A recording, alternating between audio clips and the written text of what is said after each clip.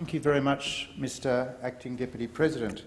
I'm also grateful for the opportunity this afternoon to make a contribution on this bill today, because its provisions give effect to a very important aspect of public policy for my home state of Western Australia, namely the Exploration Development Incentive.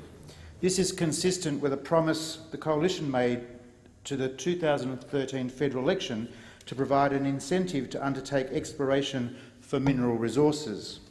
I think all of us in this place have an understanding of just how important the mining sector is to our national and state economies.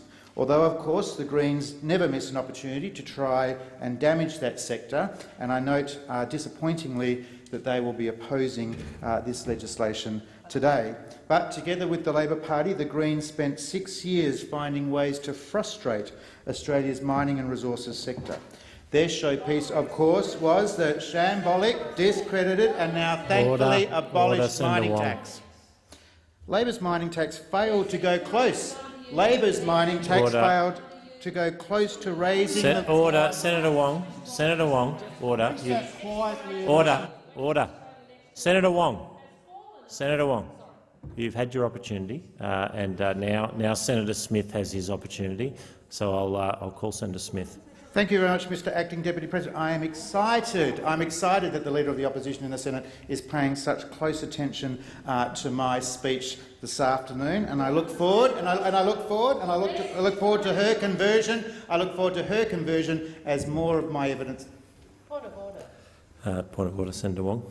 There is less exploration under your government than Senator under Wong, ours. Senator Wong, we don't need frivolous points of order. You know that's not a point of order. Senator Smith. Thank you very much, Mr Acting Deputy President. As I was saying, Labor's mining tax failed to go close to raising the levels of revenue the former government anticipated, although, of course, this did not stop the former Labor government from locking in billions of dollars in spending on the basis of that unrealised revenue, including cynical pre-election promises made to regional communities across my home state of Western Australia.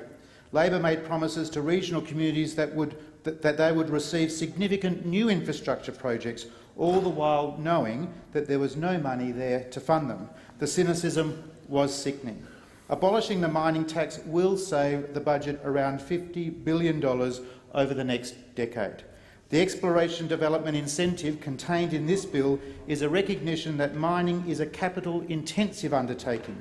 It is high risk, and if the sector is to continue growing and creating jobs, we need to provide some support to smaller mining companies, particularly when they are commencing their operations. There is some history to this issue, of course. The Henry Tax Review, no less, recommended that if earlier access to tax benefits from exploration expenses is provided, it should take the form of a refundable tax offset at the company level for exploration expenses incurred by Australian small-listed exploration companies, with the offset set at the company income tax rate. Smaller miners have long called for a recognition taxation arrangements of the long lead times between investment, exploration and production. Small exploration companies often must wait many years before tax losses from exploration expenses can be utilised. Many will never generate sufficient income to utilise their losses. This government is committed to doing something to assist in a responsible, economically effective manner. This tax offsets provided through the incentives set out in this bill are capped at $100 million over 3 years. Schedule 6 of the bill provides refundable tax offsets to shareholders of small mineral exploration companies undertaking greenfield exploration activities. The discovery of new resources is self-evidently vital for the future of the mining and resources sector, certainly in my home state of Western Australia, but across the whole country no less, as existing resources are depleted.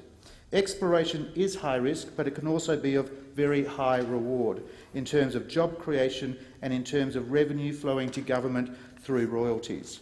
The Exploration Development Incentive is a recognition of this important fact. It is an investment in the future of Australia's mining sector. The plain fact is that smaller mining companies have been experiencing difficulties to raise the sort of capital they need to continue exploration activities. And of course, exploration underpins development. You can't have minerals and resource development unless you have minerals and resource exploration. Greenfields exploration has fallen as a proportion of total exploration from 40% to 33% over the last decade. The exploration development incentive is a show of faith, is a show of good faith by this government in the mining and resources sector.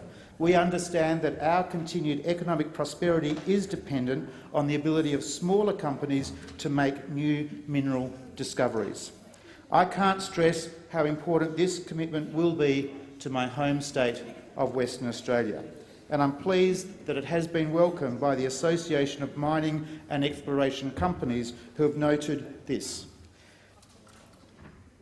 The initiative will encourage much-needed investment in greenfields exploration, which is at historic lows. It will also create jobs for exploration support services such as drilling contractors and geoscientists. Along with the repeal of the carbon tax and the mining tax, the establishment of the exploration development incentive is yet another demonstration of the government's commitment to a sustainable, a profitable, a job-creating mining and resources sector that will continue to contribute to the nation's economic health for decades to come. Thank you.